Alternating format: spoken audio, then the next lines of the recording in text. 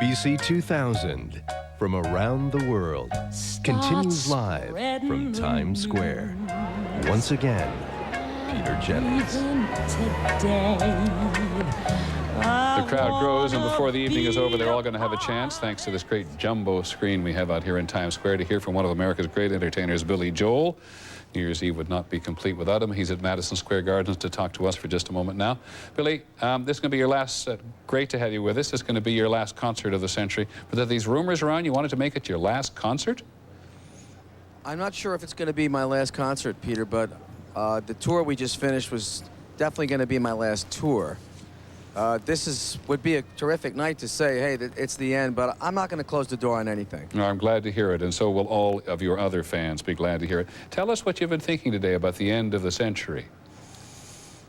There's so many amazing things. Just seeing this whole thing happen around the world has been very moving.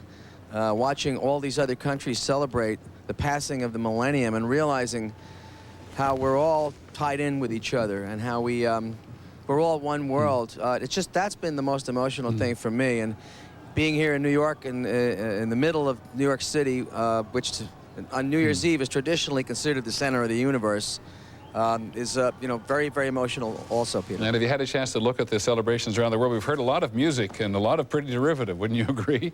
Yes, it's great. It's wonderful to see that there's so much different kinds of music, and it's all being able to be heard by the same audience. World music is truly now a real thing. Well, I'm very glad to hear that you haven't closed the door on anything, and we look forward to hearing you from Madison Square Gardens a little later in the evening. Thank you. Thanks very much. Billy Joel, who we are looking forward to very much. On the phone with us now in somewhat of a different vein, but also very, very concerned about the young as we look out here in Times Square, is Professor Ted Rabb, the Princeton University professor who is the head of the National Council for History Education.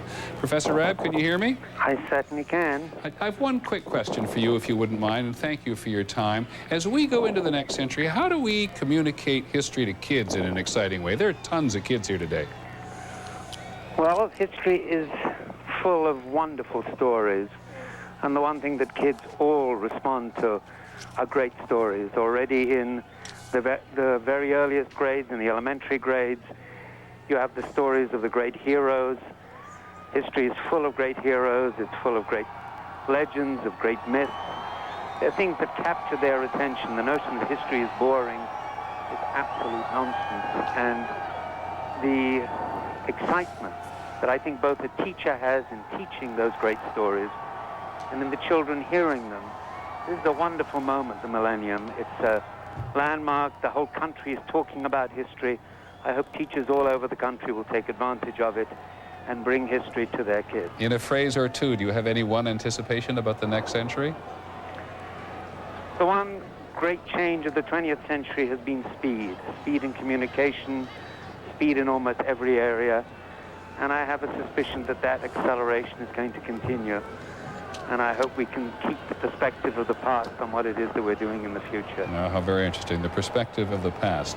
Ted Rabb, professor of history at Princeton University, thank you for your time today. This is the man who the great historian David McCullough said was his hero. And I think in part it is because he is so determined that we pass history on to our kids. And somebody said the other night, I've forgotten who it was, I think it was David McCullough, was quoting the great historian Barbara Tuchman, said, if you want to focus kids on history, 2 words only: tell stories. And that's what, of course, we're trying to do, is to tell part of the story of the last century and the anticipation of the next. We're going to go away now from Times Square to your local station, wherever you live in the country, so they can bring you up to date on local news, but I hope you'll come back and spend the evening with us. I'm Peter Jennings in Times Square.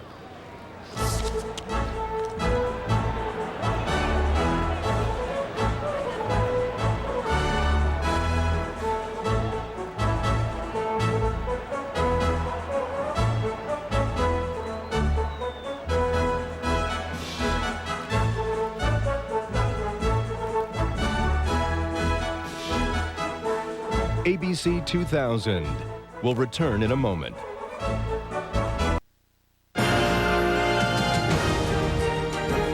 ABC 2000, from around the world, continues live from Times Square. once again, Peter Jennings. Would you believe it's only 5:30 in the afternoon in Times Square, New York?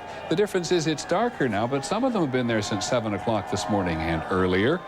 It's going to be some midnight here in Times Square, and we hope it's going to be a great end of century, beginning of the century where you are. We're about to embark on probably our most challenging technological hour of the day, because it's 11:30 at night in Paris, only half an hour to go, and all across Western Europe, they're about to enter the 21st century. And so we hope you'll stay with us for this. We're going to go to France and Sweden and Austria and Italy and Hungary and the Czech Republic in the next half hour. But let's start off this particular hour, or this particular half hour, by bringing you up to date, just in case you weren't with us at 7 o'clock this morning, and show you something we prepared before the day began, but which we have updated throughout the day. We call it simply our Overture to the World.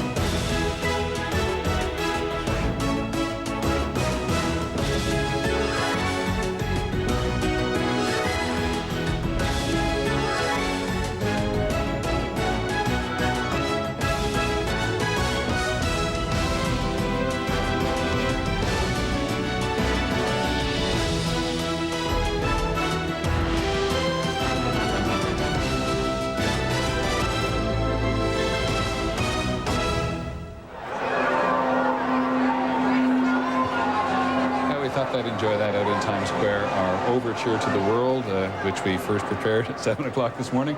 I think some of the people in Times Square may actually have seen us.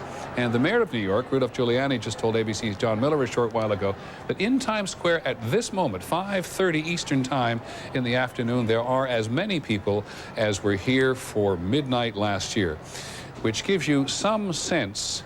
Well, it makes me feel a little bit sorry that the people in Seattle have had their official celebration of the millennium cut back, and you can understand the forces that are at work out there as well. But the talk about terrorism in the country over the last several days seems to have dissolved, at least as far as we are in this day, with all the thousands of people who've celebrated here and the people who've celebrated in other parts of the world. Several times today we've tried to give the century some kind of perspective. It's not, of course, just celebratory, and to help us do that again, we're joined by one of the country's most distinguished professors, friend Cornel West, educated in part at Princeton, though teaching at Harvard. Nice to have you here with us. Happy holidays. And Happy New Year's to you. When you look back, what's the great moment in the century, if there is one for you? I think the great moment is actually a process. It's a process of decolonization, when the vast majority of inhabitants on the globe began not simply to fight against colonialism, but most importantly to affirm their sense of self-worth and self-respect. Absolutely right. Because even in this moment of joy and hope, I think it's impossible to talk about joy without talking about misery, because joy is transfigured misery. Similarly, so hope transfigured despair. And you think of the AIDS epidemic right now in Africa that's ravaging that rich continent. You think of oppressed people still struggling, Kurds in Turkey, indigenous peoples in America, and so forth. That even as we celebrate, and we have a right to celebrate, but we have the underside, and that's very important. I think back 1900, Thomas Harding talked about that aged thrust, frail, gaunt, and small, and blast beruffled bloom, who chosen thus to fling his soul upon the growing gloom. We have to have a quest for the best through a wrestling with the worst. And so I think even at this moment, no false securities, no seductive idolatries, struggle for democracy must go on. We would not be here if those. Do you find some parallels between now and the beginning of the 20th century? There was this extraordinary optimism then? Yes, indeed. There's an evasion of the deep problems, the wealth inequality. We've got 3 of the richest human beings in the world who have more wealth than the bottom 48 countries. The top 225 individuals have more wealth than 2.7 billion human beings. Brother Martin Luther King Jr. said we're part of one garment of destiny. We are. We're connected, not just you and I, but you and I with brothers and sisters in Guatemala, in Australia, in Africa, and so forth. And those who died, because we're at the deathbed of a century, not just a celebration of a new one. Those who died, the millions gone, so that we could celebrate. Fighting for freedom and democracy, we've got to keep their tradition alive, even as we party tonight. It's hard to live in America and think that maybe race is the great unfinished piece of business for the country. I think that's true, but I think when we talk about legacies of white supremacy, it's inseparable from those of male supremacy, it's inseparable from heterosexism, and most importantly, it's inseparable from the increasing economic inequality. And those of us who are fundamentally devoted for living and dying for the best of democracy, we're going to ensure that those folk in the 20th century didn't die for nothing, so we can pass that baton on to the younger generation. We were just talking between ourselves, and I apologize, we're going faster than we usually. Sometimes you and I sat down and talked for hours. But we were talking about the discovery of the new African library at Timbuktu in Mali. Is this the kind of cultural discovery which makes its way around the world to the betterment, to the extent of confidence for all people of color? Oh, indeed. I mean, one is the discovery of new papers. I mean, we knew about the library itself, but the new papers in the library. Exactly. But it's, again, it's an affirmation of the dignity of African people. We know that the 20th century has been, in part, a century in which the denigrating of African people. In fact, Marcus Garvey put it well when he said, the world in the 20th century has made being black a crime. I intend to make it a virtue. Not by putting others down, but affirming the humanity of people of color. And the library, I think, with the new papers discovered, certainly is an acknowledgement of African learning, scholarship, science and technology, but more than that, not just fetishizing science and technology, because we need not just improved means, we need some improved ends, and the ends are beyond the greed, beyond the bigotry, on to justice. Now, scholars should not be immune from making predictions, Professor. Predictions for the next century, at least for the early part of it? It depends on how courageous we are. It depends on how broad our vision is. And I think that in many ways I would want to call for a new commitment to old challenges, which is let justice roll down like waters and righteousness like a mighty stream. If we can live up to that, that takes us back to Jerusalem. Hebrew Scripture, Christian Old Testament. If we can live up to that, then we're in good shape. Happy New Year. Thanks so much. Great to have Take you. good care. Cornel West, professor at Harvard, one of the easiest, one of the best people to be taught by in the whole country. Thank you very much for coming. Now, we'll be back in just a minute.